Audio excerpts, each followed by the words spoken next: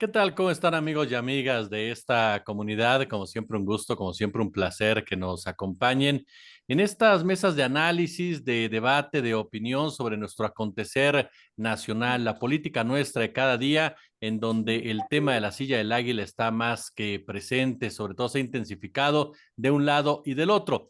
Y en esta ocasión tengo la oportunidad y el honor de recibir a dos jóvenes periodistas que sin duda alguna van marcando la tendencia en cuanto a opinión y análisis de las nuevas generaciones y siempre es de verdad muy interesante, muy, pero muy, muy importante analizarlo desde esa perspectiva.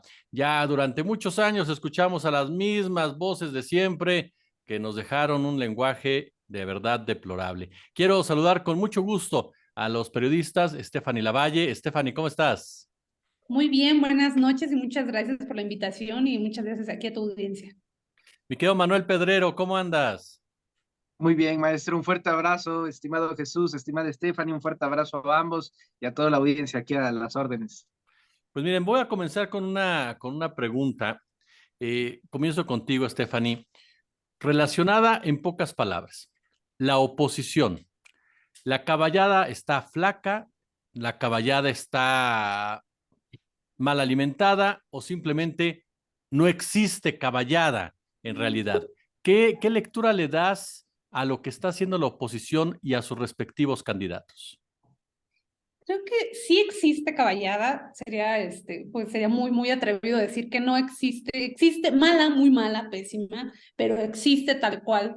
Porque es parte de una democracia, pues porque es esta minoría, pero desafortunadamente, y mira que yo soy súper 4T, soy consejera nacional del partido de Morena, pero lo digo desafortunada porque pues es parte de la democracia y tiene que haber minoría y mayoría.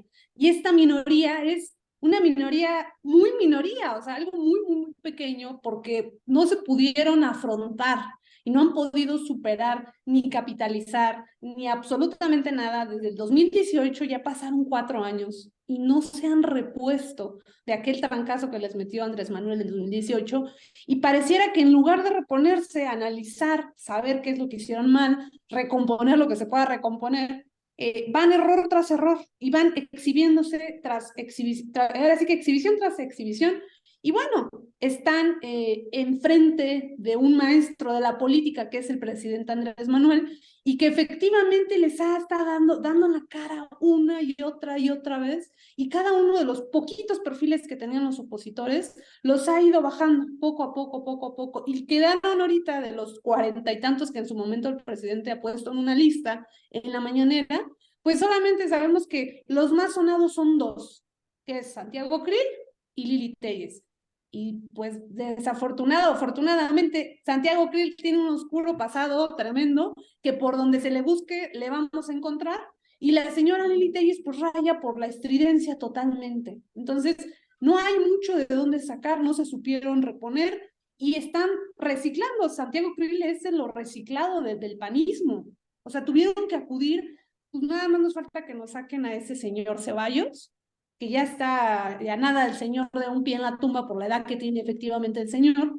Y solamente nos falta eso, porque de las nuevas generaciones que tienen de los panistas están totalmente perdidos. Anaya está fuera, por ejemplo, ¿no? Y revive y sale y todo. Entonces está muy perdida la oposición y la verdad es que ya no les va a dar oportunidad para el 24, porque de este lado, la 4T, pues tiene mucho relevo generacional y tiene perfiles muy fuertes. Entonces es muy complejo, no les va a dar muy poco el tiempo ya. Miguel Manu, ¿por qué? ¿Por qué en 4 años no han podido recuperarse efectivamente a una derrota que fue contundente, una derrota en donde los dos candidatos del PRI y del PAN simplemente nunca despegaron? Esa es la realidad de las cosas, pero ¿por qué no han podido? ¿Qué es lo que ha pasado? ¿Qué es lo que no han entendido para convertirse en una real oposición? Pues como diría el clásico de clásicos, el buen Monsi, no entienden lo que están pasando, ¿no? Básicamente, y es que si uno se pone a analizar de fondo, incluso el golpe electoral de 2018, que hay que recordar, Jesús y Stephanie, no es algo menor, se trata de la mayor tasa de participación ciudadana que ha tenido este país, más del 50%, de la población participó en aquellas elecciones federales, aproximadamente unas 70 millones de personas, y consideremos que el padrón electoral del Instituto Nacional Electoral conlleva aproximadamente unas 94 millones. Estoy bastante seguro que esa tasa de participación ciudadana se va a repetir en el 2024 y ese descomunal golpe ciudadano, porque una de las grandes victorias de la oposición tal vez ha sido el secuestro de la palabra ciudadanía y sociedad civil, ha logrado permear a tal grado que esa ciudadanía, al imponer a Andrés Manuel López Obrador de manera democrática, no han asimilado ese golpe, porque ese golpe no fue un golpe de Estado, ese golpe no fue una imposición, ese golpe no fue una conquista ni una invasión extranjera, no, fue justamente a través del sistema democrático que ellos establecieron para consolidar de manera hegemónica al PRI por casi un siglo, luego con el gatopardismo del PAN. Y a 4 años de distancia, estimado Jesús, estimada Stephanie, no ven camino porque todavía no saben quiénes son. Por eso hace tanto ruido que Lili Telles salga en Aguascalientes, un estado gobernado por el Partido Acción Nacional, a decir, no nos debe de dar vergüenza asumirnos como la derecha moderna, una derecha barguandista, una derecha icónica, una derecha moderna. El problema de las derechas, estimado Jesús y Stephanie, es que no son modernas. Las derechas son conservadoras. Las derechas son exactamente las mismas de hace 500 años. Para muestra un botón, y es que este fin de semana coronaron a otro rey en Inglaterra. No, no cambia de percepción, ni de forma, ni de esencia. Es lo mismo. Y es por eso que si se le vende una nueva idea de lo que ya se estuvo teniendo en este país, por lo menos los últimos 200 años, pues obviamente no lo hace atractivo electoralmente y carece de legitimidad. Stephanie, se logra una victoria en 2018, efectivamente contundente, se alcanzan 30 millones de votos, como bien señala Manu, hay una participación ciudadana muy alta, un ejercicio que difícilmente, dicen algunas voces, escuchamos a Manu comentar, se puede repetir.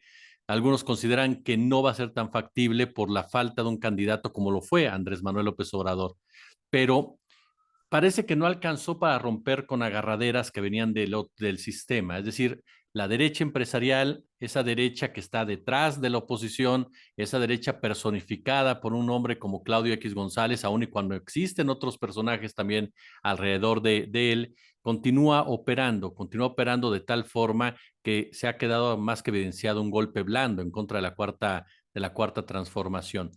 ¿Qué tanto ves tú, qué tanto consideras tú que es peligrosa esta derecha empresarial, esta oposición empresarial, que parece ser es mucho más seria de la estridencia de Lili Telles o de las casas de frena? Sin duda, yo creo que hay una cosa que no debemos dejar nunca de lado, ¿no? Minimizar a la oposición y minimizar al mismo presidente, lo ha mencionado mucho en las mañaneras y coincido totalmente con esto. A pesar de que la caballada, que son los perfiles, a pesar de que los partidos opositores, que es el PRI, el PAN, MC, están debilitados, porque sí, Andrés Manuel jugó con las reglas democráticas que ellos en su momento implementaron, en sus reformas electorales que ellos hicieron, pero eso es el tema político. El tema empresarial que está detrás de ellos sigue siendo exactamente el mismo. O sea, esta gente como Claudio X González, como bien mencionas, y otros empresarios, efectivamente e ideológicamente, y podemos atrevernos a decir hasta religiosamente, ellos siguen siendo los mismos, siguen operando de la misma manera y evidentemente Andrés Manuel les ha roto los esquemas del modo de hacer política, del modo de hacer democracia y hasta en el tema de los medios de comunicación sabemos que el presidente ha roto estos esquemas de los medios de comunicación y que son millonadas de dinero que vienen del erario tal cual, que se le iba a estos medios de comunicación. Entonces, hay muchos intereses que el presidente ha tocado y evidentemente a esta gente no le va a gustar y no le gusta. Va a buscar diversas alternativas.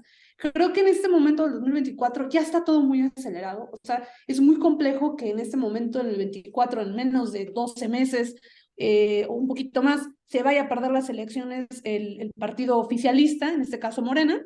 Es algo, un escenario casi imposible, más no imposible, pero creo que para lo que sigue los próximos 3 años y los próximos 6 años, La derecha en el mundo tiene una facilidad de adaptarse, una facilidad de ver, y creo que ha pasado en otros países como en Estados Unidos, ha pasado en otros países del mundo, en América Latina también lo vemos, y es esta apropiación, y lo vemos un poquito aquí en nuestro país, pero es muy poco, apropiación de los movimientos sociales, feminismo, ambientalismo, animalismo y todos estos movimientos que realmente vienen de origen de la izquierda.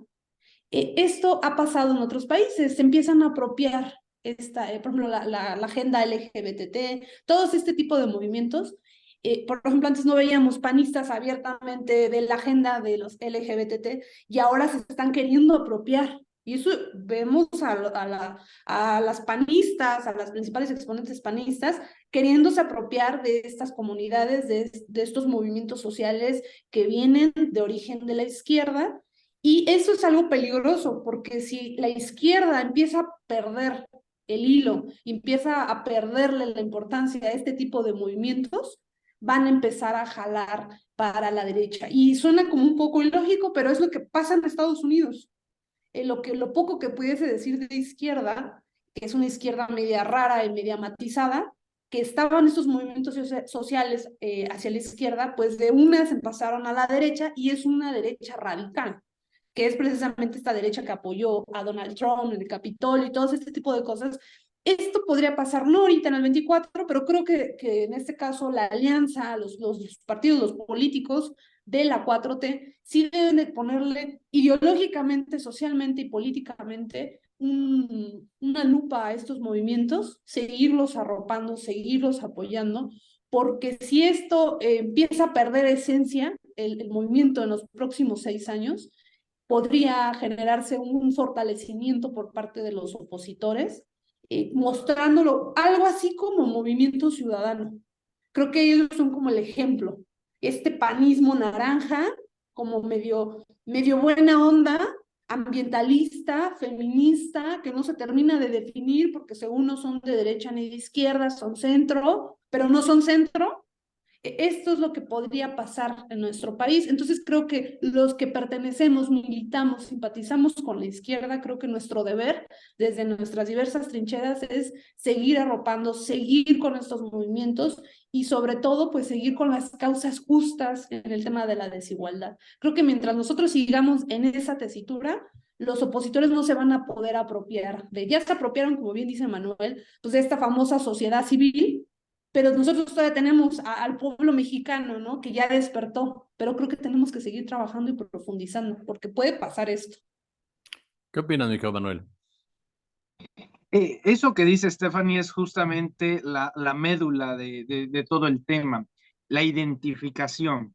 La derecha en nuestro país ya se identificó, ya se desarrolló, ya sabe perfectamente quién es. No hay pluralidad en la derecha. Ella es la extrema derecha vinculado en diversos poderes fácticos, como la iglesia, como en su momento, sobre todo en la época de Juárez, se dividió en varias formas: el poder político, el poder empresarial, el poder eclesiástico, el poder militar. Pero si uno ve la constante de la derecha en México, siempre ha sido la extrema derecha, la ultraderecha, y actualmente no ha cambiado mucho. Estos esquemas de poderes internos siguen ahí dentro, y es justamente el Yunque, los legionarios de Cristo y demás. Sin embargo, la izquierda sí tiene un gran problema, porque ya la ultraderecha, al sentirse asumida e identificada, que es una derecha que está a favor de las oligarquías, que es una derecha que está a favor de las minorías, que es una derecha que estará a favor del libre mercado, de la propiedad privada, ellos lo llaman el derecho a la vida, más bien el negar el derecho a la elección a las mujeres y a las personas gestantes. Es decir, ya tienes una derecha totalmente identificada y que no está pasando por ninguna etapa de buscarse a sí misma dentro del universo.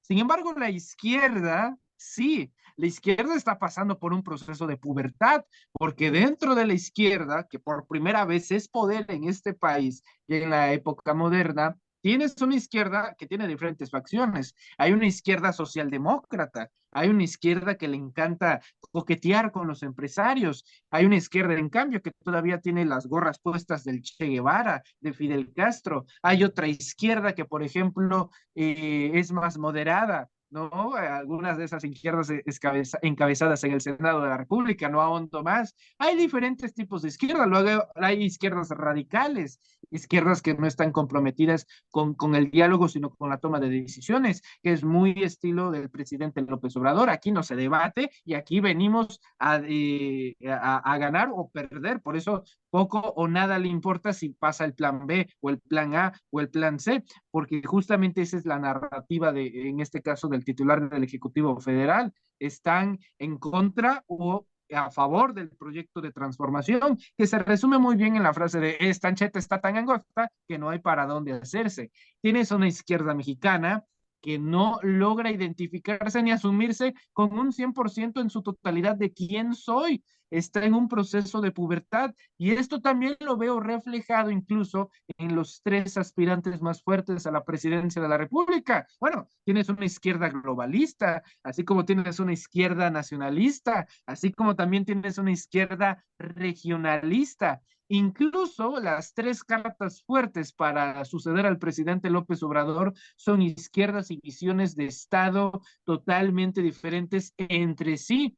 Por eso, a pesar de que es el mismo proyecto de continuidad, tendrá que haber ineludiblemente un cambio dentro del estilo y la forma de gobierno. No vamos a tener, me queda perfectamente claro, algún otro perfil como el del presidente López Obrador, ni en su calidad de candidato y mucho menos como presidente, eso me queda perfectamente claro, pero sí debe de haber por fin una hegemonía y esto al mismo tiempo debe de quedar claro en Morena, si esas corrientes al final no van a terminar afectando la visión del partido que quiere ser Morena. ¿Quiere ser un partido de Estado? ¿Quiere ser un partido hegemónico? ¿Quiere ser un partido plural? ¿Quiere ser un partido abierto? Tiene también que definir esa parte Morena. Por eso hoy por hoy, y eso se sabe, es más fuerte el movimiento que encabeza el presidente López Obrador que el partido que encabezó Andrés Manuel López Obrador. Por eso, de 2018 a 2024, a los mexicanos les resultará más sencillo votar por el partido en el cual milita el presidente de la República. Pero una vez termine la presidencia de López Obrador, ¿cuál va a ser la razón del electorado para votar por Morena? Por eso viene una etapa crucial para este partido. En 2018 y 2021 era la época de la conquista y esas conquistas se dieron 22 gubernaturas, la mayoría de los congresos locales y la mayoría de la Cámara de Diputados. Muy bien, eso es lo conquistado, pero en 2024 entra la época y la etapa de la defensa. ¿Van a poder defender las 22 gubernaturas? ¿Va a perder Morena territorio que tiene ya consolidado?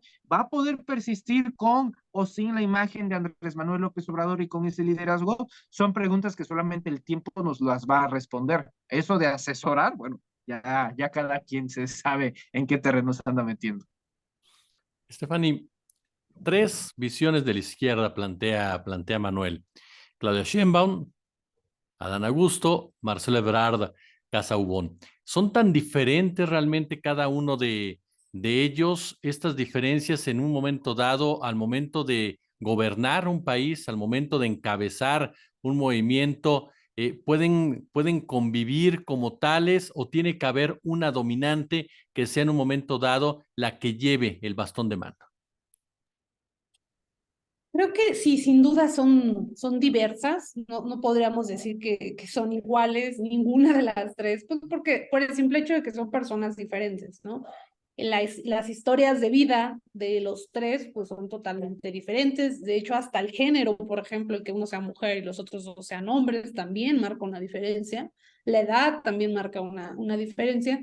Creo que lo que los une a los tres es este fin común, que es el tema de la 4T, profundizarla, darle continuidad, y que los tres han acompañado en diversos momentos. No vamos a hablar de tiempos, porque algunos tendrán más tiempo, otros tendrán más cercanía, otros otro tipo de cercanía. Creo que tiene que ver mucho que los tres han formado parte del movimiento en diversos momentos del presidente y los tres le han apoyado de diversas formas. O sea, creo que sin estos tres personajes, Y también no quiero dejar de lado a los otros dos que están ahí por ahí, que es Noroña y Ricardo, que yo sé que no son muy atractivos, por ejemplo, Ricardo, pero bueno, vamos a considerarlos porque son los que ya los metió el presidente, ¿no? Creo que de una u otra manera, en este momento del 18 al 24, hasta que acaba el presidente, han colaborado desde el legislativo, desde la Ciudad de México, desde la Secretaría de Relaciones Exteriores, desde Tabasco, Secretaría de Gobernación.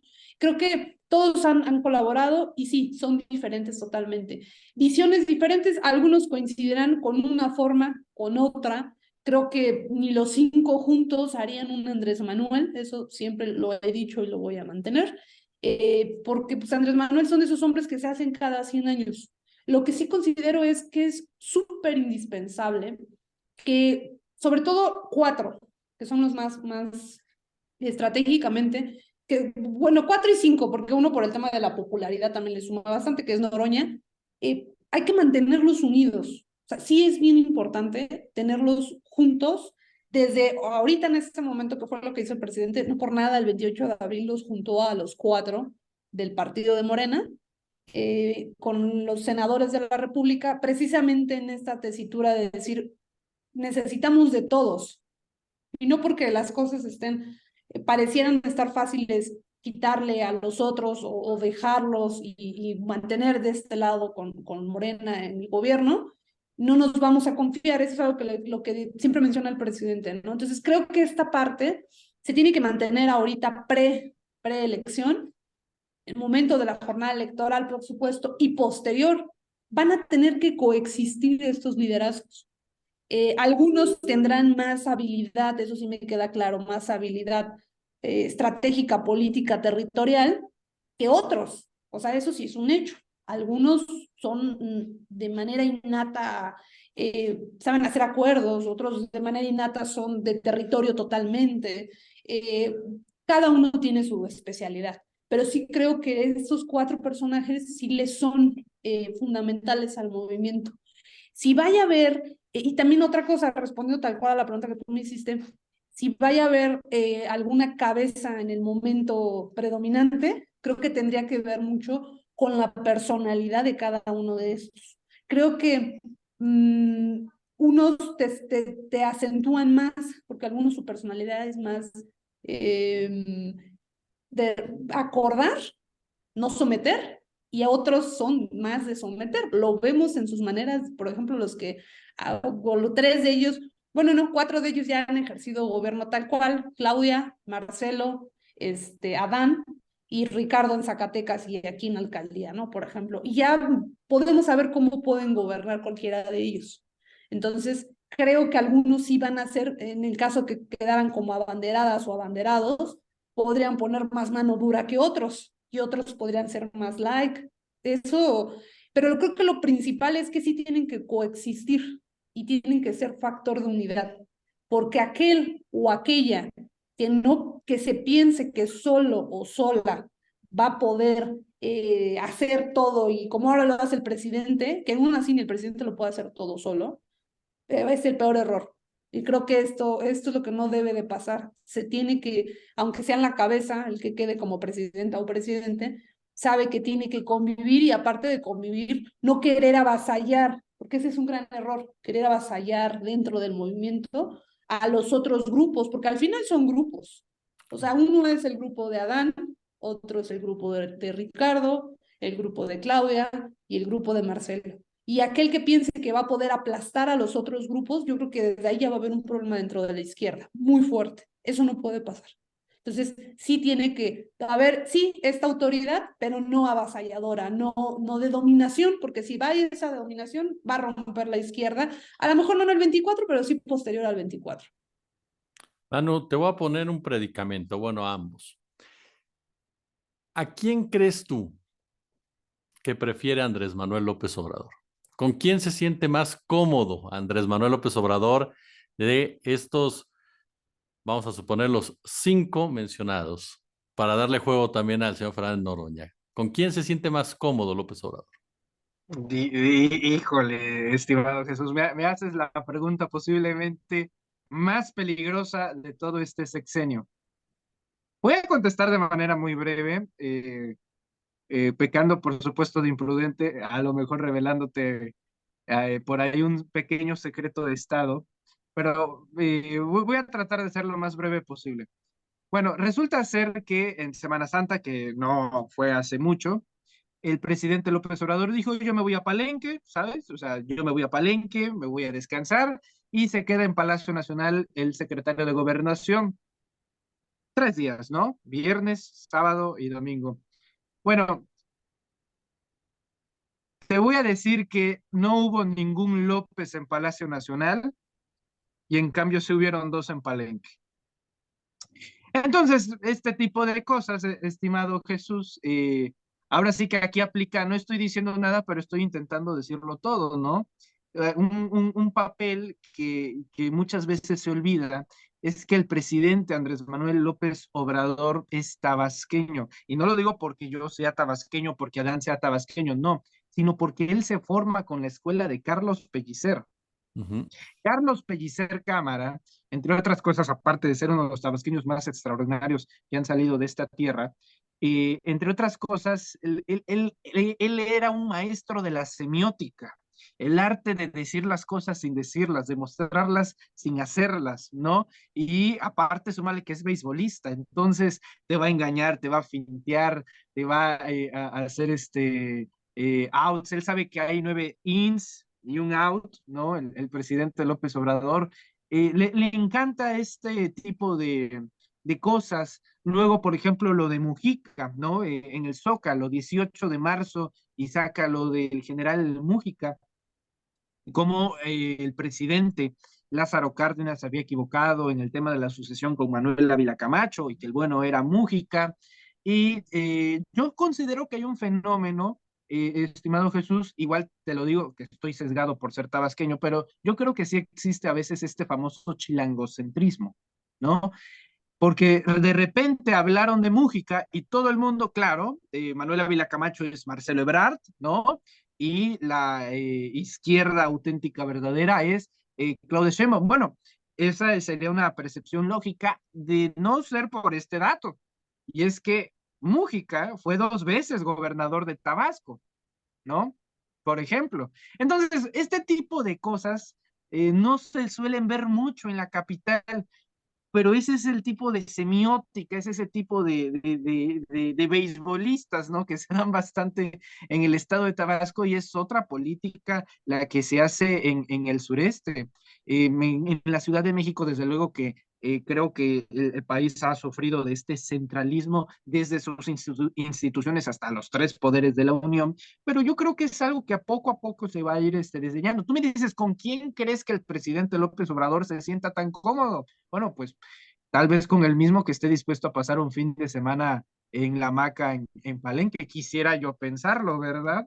Pero bueno, eso solamente el tiempo y la encuesta lo dirá, que ese es el otro gran factor. La encuesta, la famosa encuesta.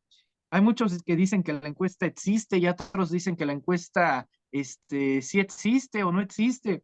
Pues yo te diría que si existe, en todo caso vota una persona, ¿no? Y si no existe, pues es como se ha hecho desde prácticamente los inicios de estos tiempos. ¿Por qué? Porque entre otras cosas, este país, México, no es un país parlamentario, es un país presidencialista. Y ojo, ya le pasó a Andrés Manuel López Obrador las consecuencias de no saber equilibrar los tiempos de forma correcta. En el año 2000, tú te acordarás, con los Chucho Ortega y con Amalia, pues prácticamente navajazos, golpes de la mesa y se salió de control ese asunto. Esa es una experiencia de la cual él en ese momento, siendo presidente del PRD, ya aprendió. Y una de las reflexiones que tenía en ese momento, el gran problema es que no me metí. Dudo mucho, estimado Jesús, estimada Stephanie, que teniendo esa experiencia, que teniendo esa sapiencia, vaya a cometer el mismo error en algo más grande que un partido político, sino tal vez con la sucesión presidencial. Pero vamos a ver tiempo al tiempo. Me queda un minuto para cada uno de ustedes. Mi querida Stephanie, tus conclusiones. Sin duda, mis conclusiones es que de este lado de nosotros, de la 4T y todos los que militamos, simpatizamos y estamos activos desde diversas pues, trincheras, definitivamente tiene que ser el ser muy proactivos, más proactivos que nunca. Y otra, pues no confiarnos, porque también los opositores, a pesar de que pareciera que están débiles y que no tienen un camino ni un destino, en este momento no podrían sacar tal cual un muy buen candidato porque no lo tienen ni candidata, pero van a jugar con lo que tienen, que es mucho dinero y el tema de los medios de comunicación que de una u otra manera imperan con sus fake news. Entonces, creo que el trabajo y la labor que venimos haciendo nosotros, por ejemplo, desde nuestras diversas trincheras digitales, abona muchísimo, sobre todo en estos momentos de desinformación donde están bombardeando. Entonces, creo que eso es lo que se debe de hacer, tanto la audiencia que nos ve, estar verificando que las cosas siempre sean desde la fuente, que sean reales, no replicar información falsa. Y bueno, pues esperar, como dice nuestro querido Manuel, ver tiempo al tiempo. Sí creo que el presidente Andrés Manuel sin duda va a tener que, ya se metió. O sea, el hecho de lo del 28 de abril, eso fue la gran muestra de que el presidente ya se metió, ya metió en el redil a quien tenía que meter en el redil y ya puso una hasta aquí como a todos los que quisieran ponerse rebeldes o yo soy más y tú eres menos, ya los alineó a todos y ahora es ver para dónde jalan las cosas. Sí creo que el presidente puede, sí tiene, algunas voces dicen que tienen preferidos y preferidas, yo no creo eso, yo sí creo en algo que dice Manuel, hay gente con la que él se puede sentir más cómodo por muchísimas cosas, por algo les dice hermanos, eso sí lo creo. Creo también que él ve mucho el tema de la eficiencia y sobre todo la estrategia política, ve la historia de cada uno. Y creo que si nos ponemos a ver la historia tanto política de todos y cómo han funcionado y cuáles son los resultados, esto es un tema de resultados, no es un tema de querer, es que a ella la quiero o a él lo quiero más. Creo que es un tema totalmente de resultados y de cómo son los resultados que ha dado cada uno, incluyendo hasta el mismo Ricardo Monreal, en sus gobiernos y de ahí vamos a dar conjeturas, ¿no? Y también, pues, como salgan las encuestas dentro de Morena, pero esto ya está a la vuelta de la esquina. Acaba Coahuila y el Estado de México y esto viene de hilo. Entonces, ya en menos de 3 meses ya vamos a tener precandidato o precandidata, tal cual, candidato o candidata ya por la izquierda. Entonces, vamos a ver cómo nos viene todo. Mi querido Manu, te escucho. Pues nada más yo cerraría bajo el mismo sentido, en este sentido de la unidad que plantea Stephanie Lavalle, porque la unidad es lo único que va a poder certificar y garantizar que no haya un proceso atropellado, que no haya un proceso malherido y sobre todo que no haya la necesidad de caer en la operación cicatriz. Y para muestra, un botón súper mega reciente, y ese es Coahuila. Qué daño, qué tristeza el estado de Coahuila, porque si el ego y si las filias y fobias políticas de sus candidatos fueran más grandes o menos grandes en este caso que la labor primordial que sería sacar al PRI del estado de Coahuila, se darían cuenta que la unidad, que la unificación de ambas candidaturas, que es una locura porque son partidos hermanos, ¿sabes? Partidos que han acompañado al que hoy es el presidente de la República desde el año 2000, pues se darían cuenta que sacar al PRI sería mucho más sencillo, por no decir que fuese prácticamente regalado, pero no, mientras se están tirando mutuamente, Manolo Jiménez, candidato del PRI en Coahuila, pues está de risa, o sea, esto está maravilloso, es el escenario perfecto, el candidato oficialista peleándose con el candidato aliado del oficialismo. Entonces,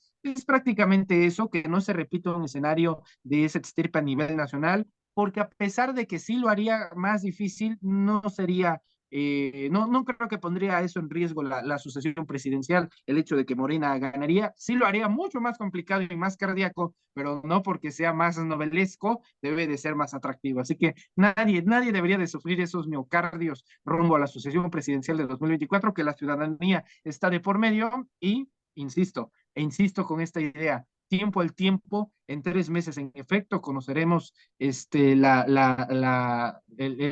perfil, ¿no? De quien sucederá al presidente de la República y creo que vendrá en un momento adecuado, creo que vendrá en el momento justo para que ya estos navajazos, estos tijerazos, estos golpes, estos jabs acaben de una vez por todas, porque entre más tiempo se prolongue, más difícil será resarcir esas heridas. Stephanie Lavalle, Manuel Pedrero, ha sido un verdadero honor y placer platicar con ustedes en ese espacio, que no sea la última vez. Stephanie, muchísimas gracias. Muchísimas gracias por la invitación y muchas gracias aquí a tu audiencia. Mi querido Manuel, como siempre, muchísimas gracias. Muchas gracias, estimado Jesús. Un fuerte abrazo, Stephanie, y a toda la audiencia.